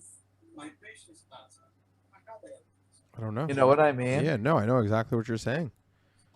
Because there's a lot of the times like where it's like these guys like are, it's not like, I don't know, it almost seems like there's so much talent on certain teams that they just can't check up on everyone. Mm-hmm. And then certain people feel underappreciated because they've been around for a while, I guess. I don't know. Because I'll tell you, I'm like, CC Sabathia, you know, if I'm him, I wouldn't want to come back and play either. But the shape that he's in right now, you know, if he was playing, he'd be old CC. Like, I can't imagine with a body in the kind of shape that his body is in right now that he wouldn't be throwing 3-4 miles an hour, 5 miles an hour faster than when he finished his career. And he was a starter. So in theory, I've always thought of a guy like him at 6'7". You bring him back as a member of the bullpen, he can take it chill, you know what I mean? But I respect him for not wanting to play after everything he went through with the alcoholism. Yeah. And him feeling I don't want to say feeling, because it's not a feeling, it's the reality. MLB does not have it's not just the MLB doesn't have any black players, it has very few black players. It doesn't have proper African American representation. And I feel like in a lot of ballparks, a lot of things that are unacceptable happen. I've been at ballparks where players were called the N-word and security didn't really do much. So we're getting into downer territory. Downer territory. Let's get back to the game. We're always getting so real here on. Yeah. It's an interesting era that we live in. And I'll tell you, it is a very interesting era. We'll definitely have to talk about like some of the other things that are going on in the game over the last few years. We're going to have to do a podcast about Marcell Ozuna, Roberto Osuna, Aroldis Chapman, Trevor Bauer, and domestic violence and you know, Puig as well. Domestic violence, how it's reported, what needs to be reported differently, what kind of punishments need to come down, what MLB needs to do to respond, what teams should be doing to respond. It's a whole entire subject to get into. Yeah. And this is regardless of, you know, whether or not the person actually did the thing they're being alleged of. Because if they did it, then that's a whole nother level of what the league should do. But it's also crazy though, because there's so many things happening across not even just baseball, but it's like all sports. It seems like it's crazy times we live in. Yeah. There are so many things happening in so many other sports as well. It's a crazy time. It's a crazy time we live in, and it's really important how the leagues, each different league, whether it's baseball, if it's basketball, if it's soccer. I'll tell you, there's a lot going on over in England right now. I'll tell you, people I think the one thing that people don't properly state, the most understated thing in the era that we live in is the impact of the internet in the last 10 years at changing culture. It doesn't mean that the laws are different. It doesn't mean that the realities of how this country's government operates are different, because that's not really the change here. The change is in social society and in how citizens are acting. But wait, But we're getting off again, topic that's again. exactly that's We're completely getting off topic. that's completely off topic. Yeah, but yeah, the We're getting internet is way off topic. the internet is a weapon. Anyway, um, I'm like, we're so way off topic. we have Chris Bryant here on the broadcast now playing the outfield. Bryant plays every position, it seems like. I know he doesn't play every position, but he can play first, second, third, left field, right field, center field, although not the greatest center field. I don't think he can play shortstop, but if you put him there for like a couple of innings, it wouldn't kill him. And I know he can't play catcher, and I would never pitch him with his lever length and the risks involved. But he's got incredible versatility for a player with as much power as he has, and who gets on base as much as he does. He's also a phenomenal base runner, Chris Bryant. That's something that people don't talk about. It's kind of understated in the same way that Otani's base running is understated. The only thing that I want to leave with regards to Chris Bryant before we talk about Olson at the plate here is that being as tall as Chris Bryant is, he has that judge effect where he can get the balls on the edges of the strike zone despite being a patient hitter who walks a lot and hits for a good deal of power. The other difference, the real last thing I'll say about Bryant is he has that same swing as Castellanos, same swing as JD Martinez, same swing as Arenado, where his best contact point is out in front and down. So that's how he swings best. All right. So now we got Olson at the plate, who typically has worse numbers versus lefties. But this year, he's really taken his hitting to a whole nother level. He's hitting for ridiculous amounts of power. And he's always had a really interesting swing for a guy who hits for power. The bat head stays through the zone a very long time. And with him being a lefty, he has that advantage on righties, where anything he's going to be able to hit versus them, it's going to go far. And yet, struck out, swing and a miss. And I think that's kind of a bit of a testament to the fact that he is a patient hitter. He is a guy who historically has needed a little bit more hittable pitches in order to do damage. And with his lever length, that also makes sense. It's also not the worst type of hitter to have in your lineup, so long as you don't have too many of them, and so long as, handedness. You got to remember, as a lefty, that's an extra bonus. As long as you don't have a ton of lefties, if you're a lefty power hitter, those are valuable throughout the league, especially if you're a true middle of the order hitter. So if you were to take a guy like Matt Olson, say, and put him in the Yankees lineup, even though there's not really a spot based on his position, he would really complement what they're doing because it's mainly a lot of righties. So for his team, there's also a bunch of righties on his team. Oakland, they got Chapman, who's a righty. They got Canna, who's a righty. They got Loreno, who's a righty. So they need a lefty bat to be able to complement these guys. I believe Sean Murphy's a righty as well. So I think that he's a great equalizer. So it doesn't necessarily mean the worst things that he's still mainly a patient hitter who capitalizes on mistakes. Because against righties, he's a better player than that. And as a balancing player, within certain lineups, he can really help everybody else out. So it's an issue if you have 3 of him in the lineup. It's not an issue if you have 1 or 2 of him in the lineup, if that makes sense. It does. And really helps that he's a lefty because of that platoon split. If he's a righty, how do you think he's going to do against righties? Worse. If he's a lefty, his regular numbers are going to be better versus righties. So he might be 20% above league average versus everyone, 40% above league average versus righties. And that's enough. That's enough. If you're a patient hitter, you're 40% above league average versus most guys, that's a great equalizer. Because remember, how many of those righties in your lineup are going to be 40% above league average versus righties? Righties are the majority of pitchers. You should have an equalizer in there. Just makes sense. Nationals really understand that concept because they got guys like Josh Harrison, guys like Yan Gomes, who are fantastic equalizers for Schwarber, Bell, Soto. Even Trey Turner really complements Soto directly. Both of them get on base a lot, but Trey Turner is so fast that whatever Soto does, he's going to score. All right, so here we go. We got Andrew Kittredge. Lefty righty thing is going to make a great episode. It is. great episode.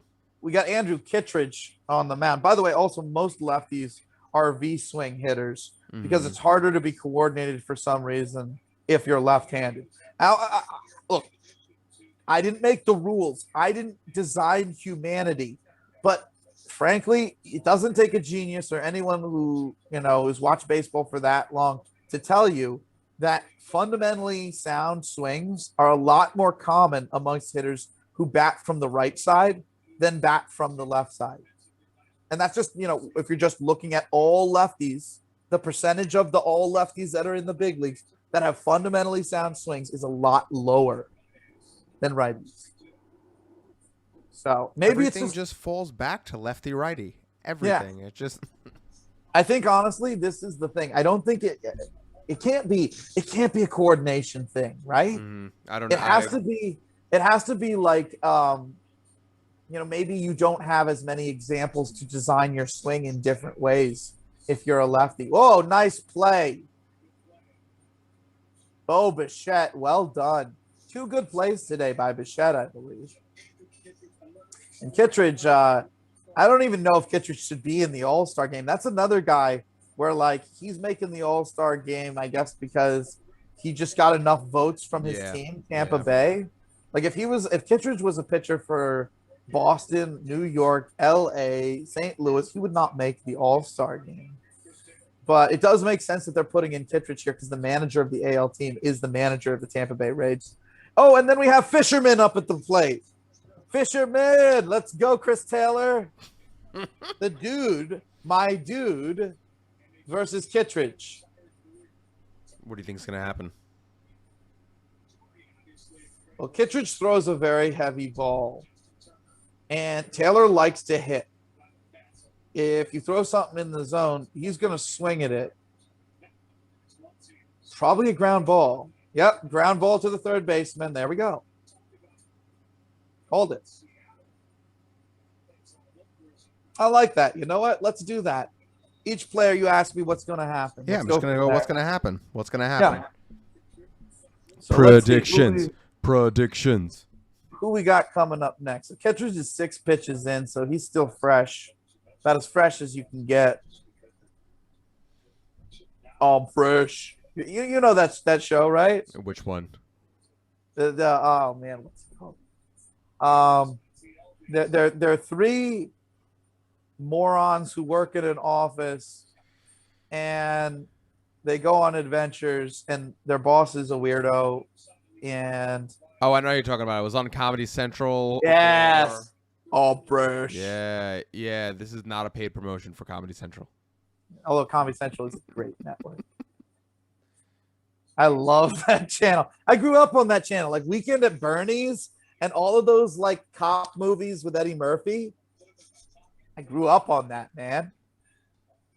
Anyway, all right, we got Ozzy Albies over here. Ozzy Albies. Now, Ozzy Albies, he's much better from the right side. He's batting lefty here. I think there you go. Yep, ground it right into the shift.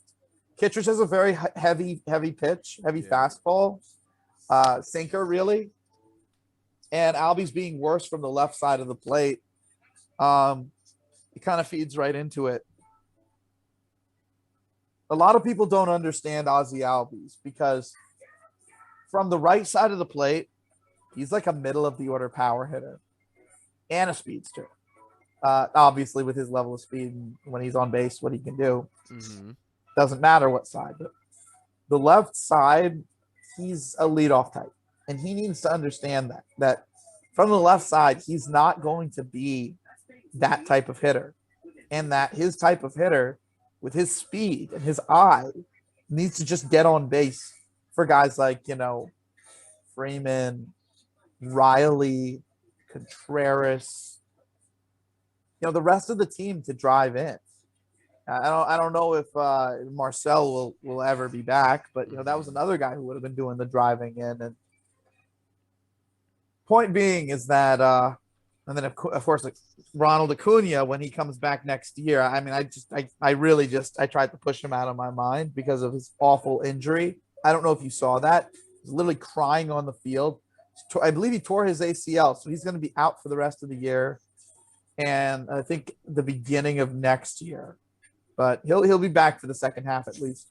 So you need these guys to drive you in. Like you need to get on base for them.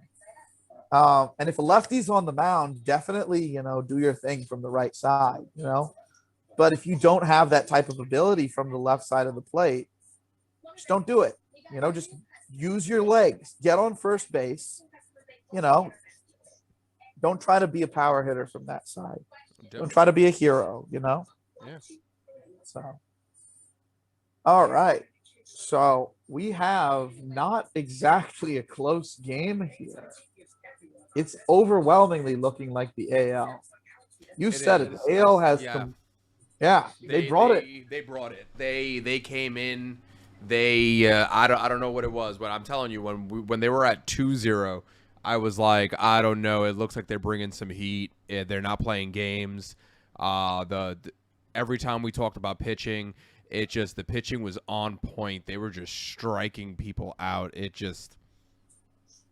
don't know. And then those home runs, so who we giving the crown to? The AL right now, right? It's got to be. Right now, the crown's going to the AL. I mean, it has to. The crown's going to the AL. All-star crown right here. It's going to the AL right now. It's looking like it. I mean, what was it before the commercial break? It was 5-2. Yeah, I believe. Yeah, 5-2. All right, so now we got Mark Melancon pitching, who's been around forever. He actually initially came from the Yankees system. He's played for Boston. He's played for Houston. He's bounced around the league a little bit. He's a weak contact specialist. He always has low ERAs in years where he's fully healthy and able to pitch behind a good defense. And honestly, he's one of my favorite guys. Like he almost looks like he's like an albino or something like that. He's kind of terrifying out there. He's got really, really blonde hair. Like even his eyebrows are blonde, and he just comes after you. Oh, and there we go. This is what I'm trying to say about Bo Bichette. Bo Bichette really scares me when he comes in against righties. He doesn't look like that great of a hitter against them. I'm still on the commercial break. If he gets a mistake, sure, Bo, I got you. Yeah, but if Bo Bichette gets a mistake, sure, or if he's being super aggressive and gets a mistake on the edges of the zone, I think he can do something. But I'll tell you, that was not a good swing at all. And hold on, they're talking about Zunino's homer. 107 miles an hour for Zunino's homer. But against a guy who's a veteran like Mark Melancon, he's going to be nails on right-handed hitters as a right-handed pitcher. So it doesn't surprise me on a youngster like Bo Bichette who's going through growing pains it was so easy for him to get him there. Now we got Joey Gallo though, who's a lefty, who's basically kind of an all or nothing guy. He's gonna strike out, although his strikeout rate is lower than in past years. I give him a lot of strikeout. Well, he's an all or nothing guy, So he's either going to strike out, he's going to walk, or he's going to hit a homer. And I don't think a guy like Mark Melancon is going to walk this guy. So what ends up happening when I say it's a homer-based profile? Well, if the ball's not out of the ballpark, it's an out. So if Mark Melancon can keep him in the ballpark, then we're looking at a pretty straightforward out. That being said, Joey Gallo, just by handedness, once again, as a lefty against generally righties, he has the advantage. But his type of hitter, versus a guy like Mark Melancon. His type of hitter is much better versus hard throwers than someone who induces weak contact. Someone who's going to miss their spot but throw hard, because that's a mistake that's straight that he can hit. Again, having a guy who's lefty like Gallo is not a bad thing as a stabilizer in your lineup, especially how unique Gallo is. He does walk a lot, and he does hit for a lot of out-of-play power. Ooh, Bless you. excuse me. Thank you. That being said, you don't want to have too many of him in the lineup, but it's absolutely advisable even to have at least one guy like him in the lineup for diversification purposes. And there's the walk, because that's what he does. And that's impressive because Mark Melancon doesn't typically walk people. I think that speaks to Joey Gallo's eye at the plate. Because if you're looking at Gallo, first off, if you're looking at Melancon's career, he doesn't really walk people. But if you're looking at Joey Gallo's walk rate, it is one of the highest walk rates out there. Now they're taking Mark Melancon out of the game, and they're being as respectful to him as possible because this might be Mark Melancon's last All-Star game. And I want to even, I don't have a hat. I have a crown. Take my crown off. You don't, yeah. You take my crown off to Mark Melancon. He's no, had. You got to put it on first. You can't just say I'm going to take my crown off without it being on. And then, yeah. Put it like Biggie, And now take it off. Now tip your crown. Big small. Take my crown off. There you go. Because Mark Melancon, he's had an incredible career. I've seen him pitch since 2009. Relievers aren't elite for as long as he's been elite. And he got elected to an All-Star game. This might be his last All-Star game appearance. So that's pretty cool to see. Credit to him. Great career, kid. It's funny I say kid because he's probably around my age. Maybe a little older. I know he is older than me. What am I talking about? A little bit older, though. Not he's not too far removed from my age range. I turned 29 a couple of days ago. Happy birthday. Yeah, thank you. Happy belated birthday. Yeah. Yeah. There was no Zoom party?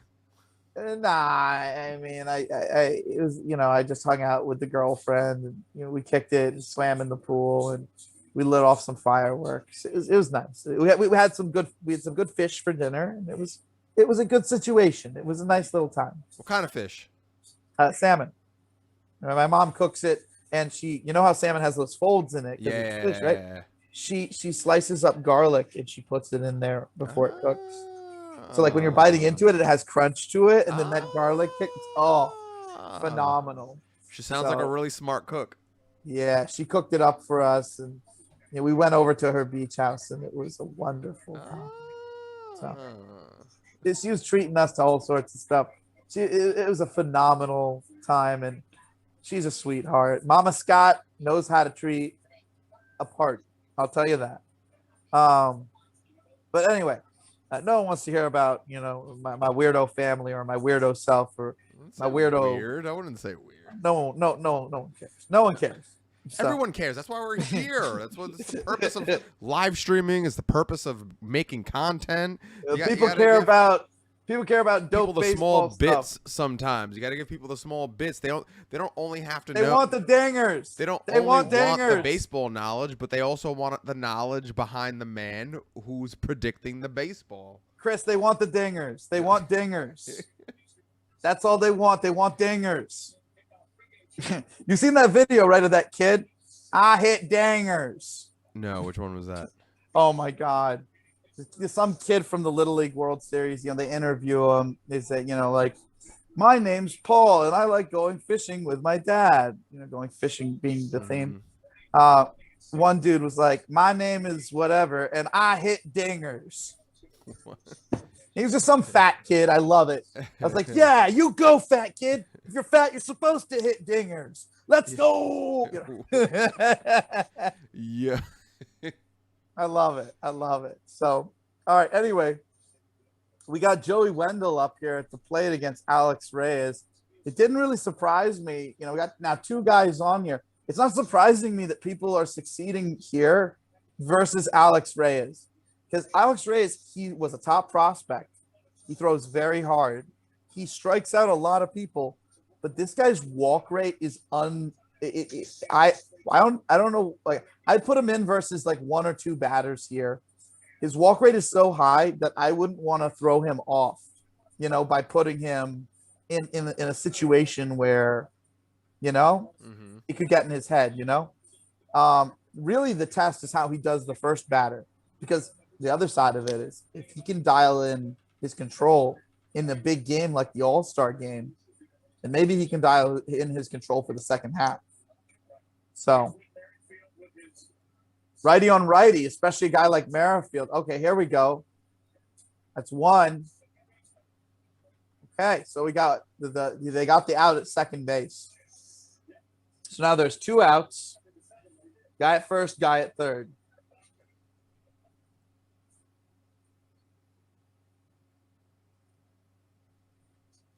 Yeah, see, so they're saying that was a really good play by the first baseman. Do you know why they're saying that was a really good play by the first baseman? Why? Because first baseman almost never get the ball there and try to get the out at second. Cronenworth has played short, second base, third, center field. He's even pitched. Yeah, Cronenworth has pitched in the minors, okay? So a guy like him at first base, of course he's going to surprise them by being aggressive with a play like that. He'll be a phenomenal first baseman. The same reason like LeMahieu is a phenomenal first baseman, because you're asked to do so much more at short, second, third. You move over to first base, doing more than your regular first baseman, people are surprised. Mm-hmm. So, all right, we got Zunino back up at the plate, who had hit that monster home run earlier. And once again, Alex Reyes up against him. I'm willing to bet Zunino is going to strike out here or ground out here. One or the other. I don't think it's going to be a walk. Struck out. Hold it. You see, There predictions. Because righty on righty, a guy like Zunino with his level of strikeout rate, and and of course the pitcher's level of strikeout rate, ups that rate, ups the possibility, ups the percentage of that happening. The righty on righty, the high strikeout rate of the pitcher, the high strikeout rate of the batter. So, we're starting to get into the later parts of this game. I am Excited. I don't know if excited is the right word anymore. I was excited, and now I'm settling into the comfortability of knowing that the AL is going to be in a very good position in the playoffs. Yeah. So I'd call this a win, to quote the Hulk meme. But yeah, this has been a very good All-Star game. I've seen All-Star games where it's been like 2-1, 3-2, things like that. But the AL's killing it this time. Yeah, they're just like destroying it. I will say though that outside of how far the Zunino homer went and the Vlad Jr. home run, we haven't seen too much insanity, if that makes sense. So I won't say I'm bummed because of the amount of scoring or the players that have been playing, but I've seen All-Star games where more exciting plays have happened with less scoring. That being said, I'm appreciating that this is a higher scoring All-Star game than we've had in a little bit. So I love all these baseball commercials that they're playing during this, man. Like, have I just been like tuned out of TV and just like probably not watching, or is it just like they're doing more baseball commercials? No, but that's I feel like there have probably been more baseball commercials. I think that this goes back to one of our earlier podcasts when we had a guest on from the MLB, and they were explaining that they're trying to revamp their ads and get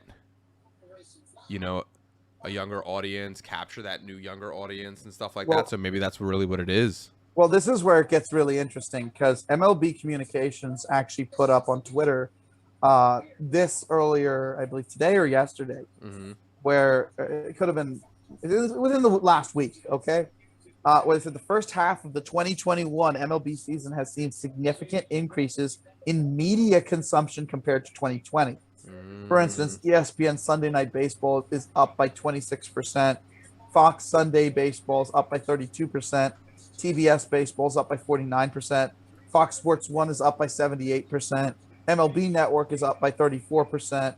And so far on MLB.TV, we've had the most watched first half in its history, 6 billion plus total minutes watched, which is up 67% from last year.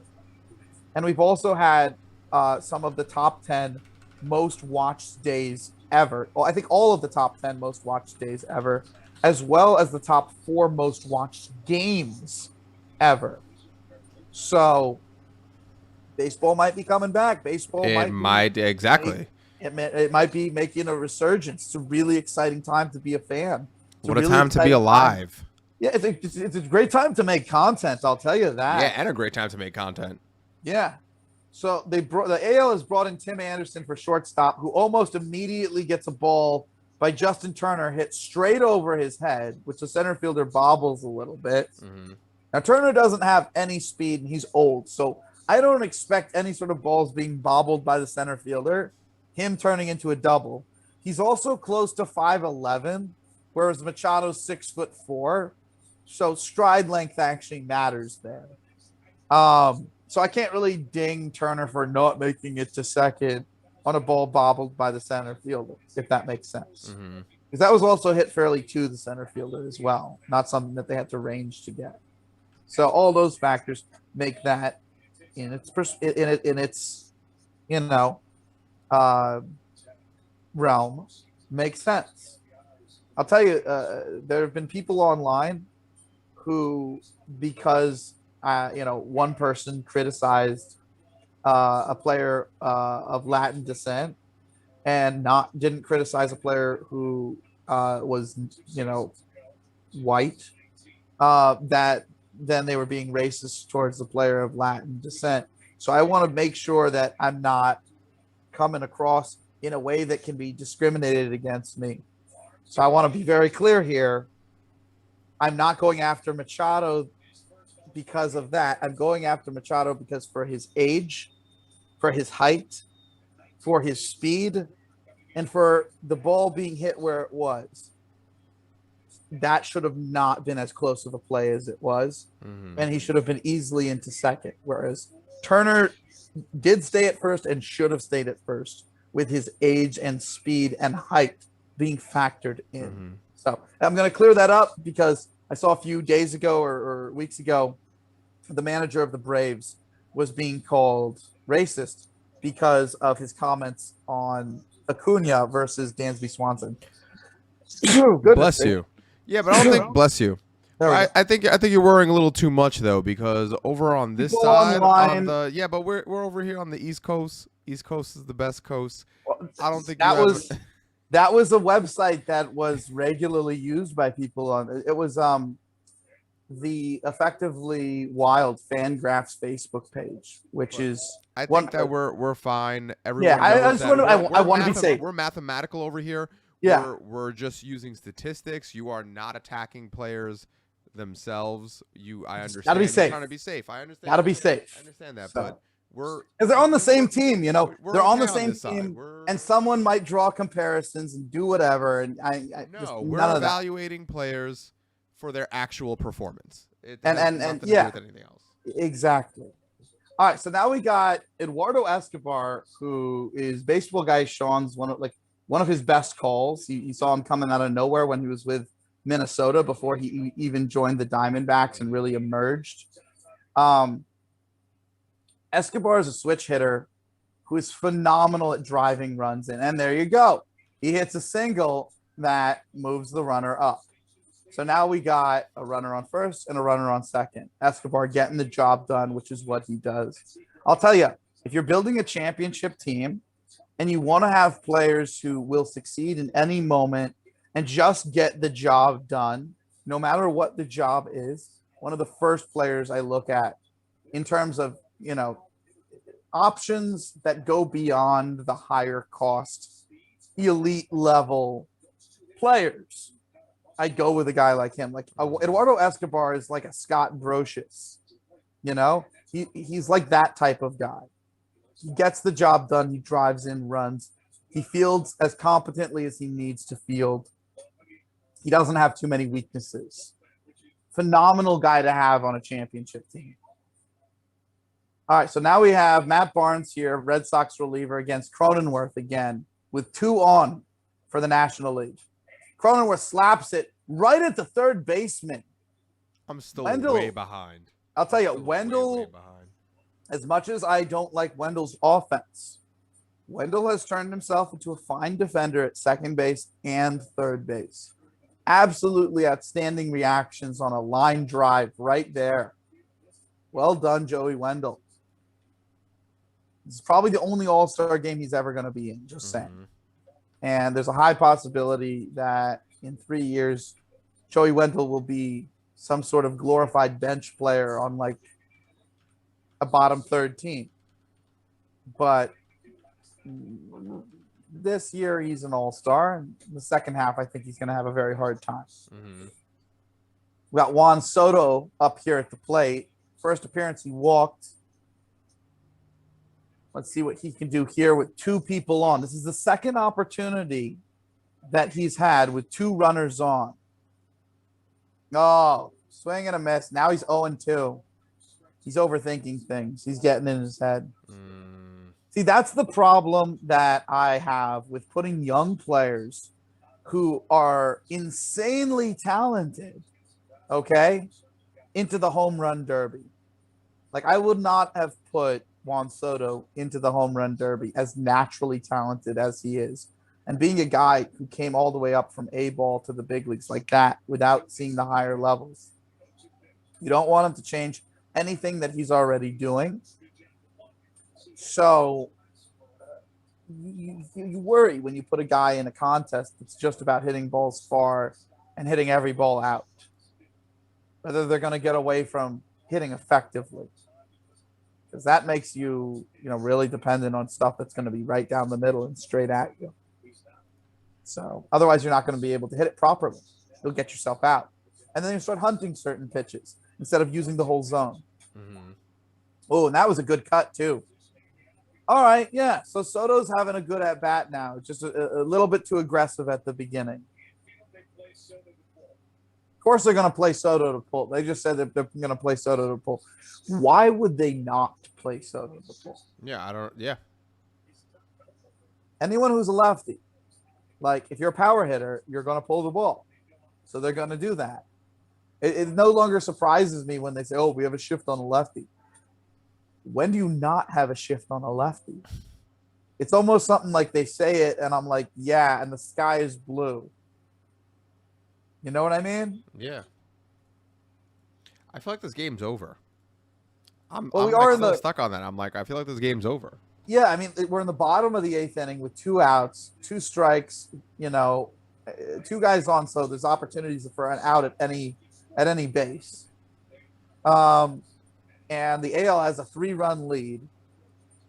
It takes 4 runs to take the lead from them. It's not like I haven't seen something like this before. My Yankees got embarrassed in 1 inning at the very end of the Astros series with a 6-run ninth. Yankees have been doing great recently. It just seems like a couple of games they've absolutely embarrassed themselves. And then they do great for a bit. And then they have a couple of games where they embarrass themselves. And then they do great for a bit. And I'm like, I don't like this. I know. It's like a huge back and forth. It just... I mean, like when they're doing great, it's really awesome. But the moment that they have that bad game, it's embarrassingly bad. So, but they scored 6 runs in 1 inning. So certainly it can be done. Walk Soto. What an at-bat for Soto after the first 2 pitches being that aggressive. He's like, yeah, so I walked. He just says to the coach, oh, that's funny. That's funny. No, that's That's not even the coach. That's the bench. So I walked. So I walked, he goes. So I walked. I love that. That's funny.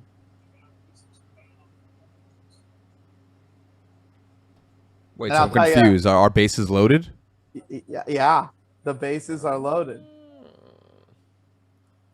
This is excited. This is really exciting.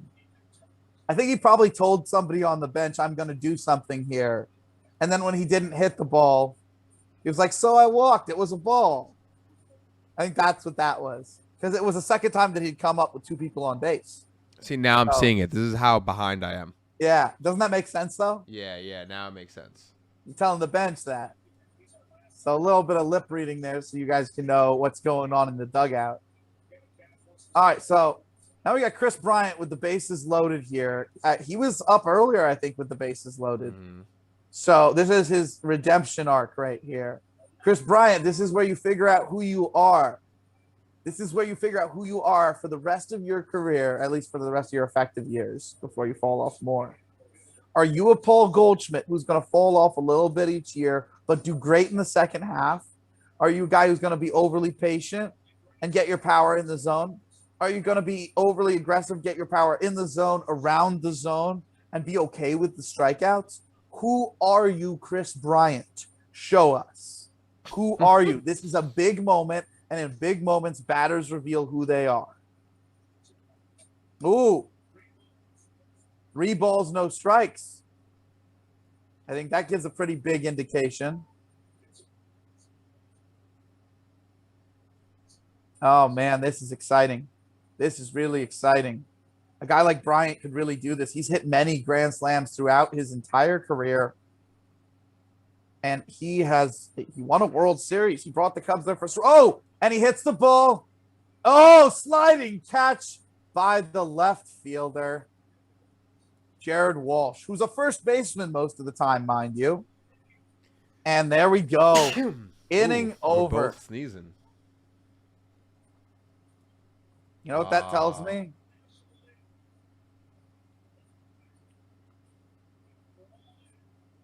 That tells me that the next time that Bryant is in a situation like that, he's going to be more aggressive on the edges of the zone. He's got to be, because the patience doesn't work. That's not an approach that works for him. Yeah, it's not.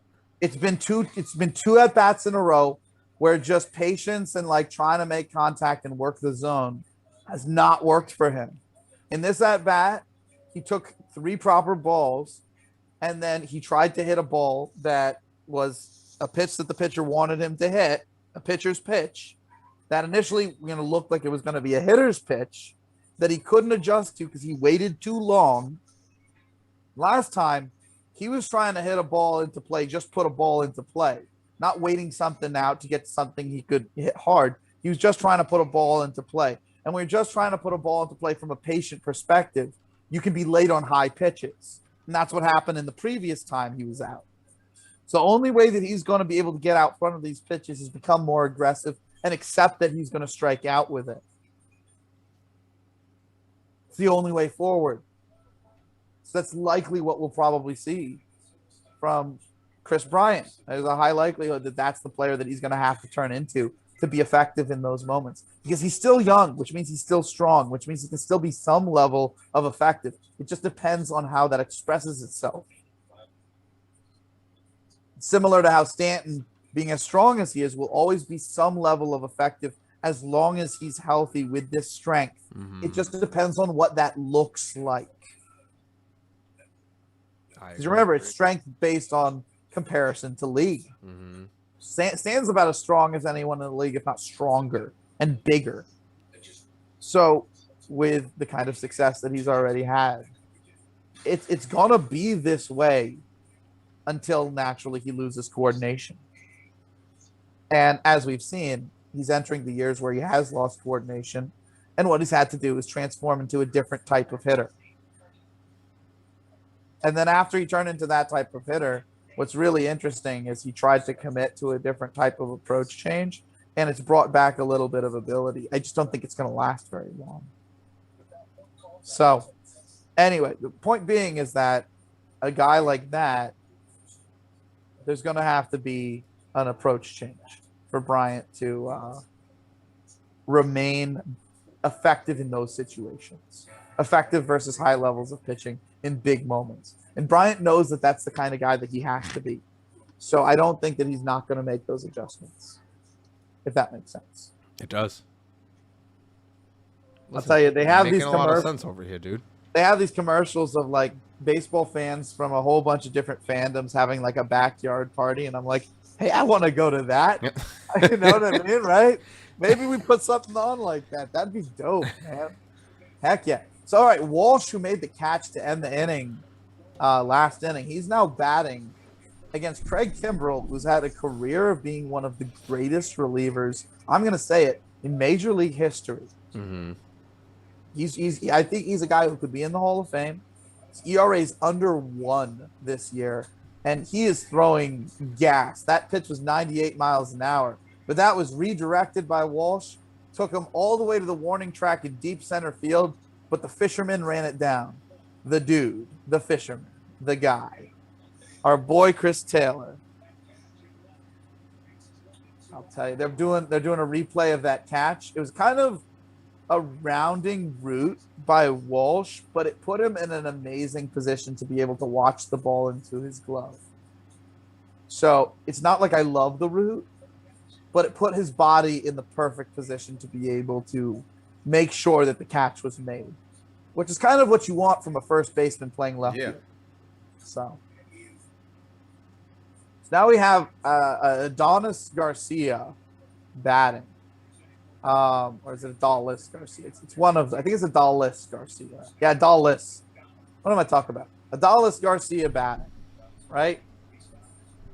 He went off earlier in the year, but ever since pitchers have kind of adjusted to him, he's been closer to being 15, 20, 25% above league average than being, 40% above league average or anything truly insane. That being said, watching his swing mechanics, watching the type of hitter that he is, I do think that quite a lot of this is real. I do think that he is now a guy who can have a big league career. And that's credit for him. He's turned himself into that, and he's a good enough athlete in center field. And I'll tell you, if you can hit that good and you can play center field and you have the kind of approach that he does, which is an aggressive approach, you know how much I love my aggressive approaches, you can stick in the league. I'm like, oh, I know. Yeah, because an aggressive approach, if it's controlled, can always turn into a ridiculously successful patient approach. Should the aggressive approach work based off of its own merit, not based off of the league not knowing you, not based off of batting ball and play luck, not based off of any of that type of stuff. And there he goes. He hits a single. He might run that into a double.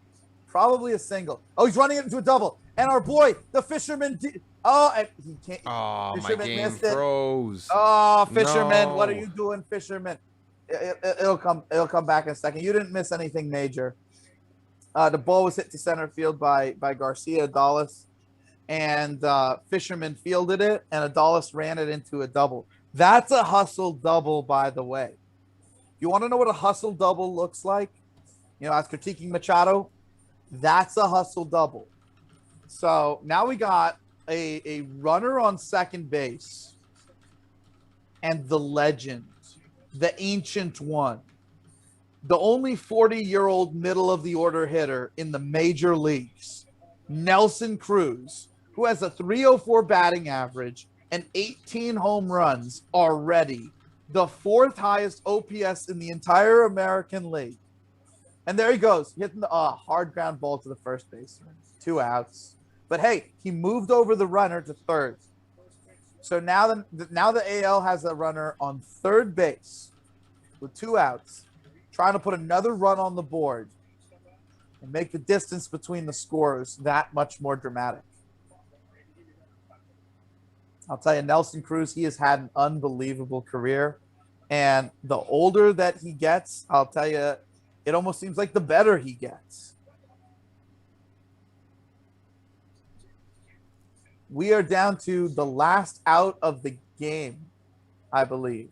Oh no, they're in the National League ballpark. So we have, I believe, one more half inning. So we have 4 outs remaining, and then we're gonna call it quits here because we have been on here a while. Chris, can you hang along another 4 outs, or do we need to go to bed now? Do we need to head out now? I'm actually trying to think because I have to actually head out in like a minute. I don't know how long. I mean, we have 2 outs now, so I don't know Yeah. how many more outs are going to be, or if something's going to happen in the game. It's not going to happen at this point in the Oh, game. so It's not going to happen. The reason why I say that is because there are times where you have to worry. All right, because you can tell like both teams are really trying, mm-hmm, and it's like it's a tension based thing. Who's scoring when? mm-hmm. This is defeat. This is that I do not see them coming back or any sort of comeback No. happening and stuff like that. I think it's done. Uh, I think it's done. I think it's way too late. It's way too late to score that many runs. If it's not a game where you've had the same guys all game and they've been locked in all game and they're ready to go. So personally for tonight, I'm gonna call it. All right, I have to start heading out. Yeah, that's But fair. That's fair. I know that if Real. we're wrong, I'm gonna get a call at like 11:30, 12. Yeah. And I'm gonna pop up and I'm like, oh my god. But I doubt we're gonna be wrong. I called. I won't call you. you. I'll send you a text if you got to head out. But I'll tell you, this has been fun. This has been and honestly, really great. The amount of different layers of information that I think we gave to you guys, it was a lot, and it was a lot of coverage, and it was a lot of covering what was going on. Mm-hmm. I think we did a pretty good job. I think we can do games in the future. You guys give us some feedback on that. And we'll catch you on the next one. Yeah, we'll catch you on the flip side, and we're gonna do more of these. I mean, this was great. This was awesome. AL's getting the crown. AL's getting the crown. Peace out.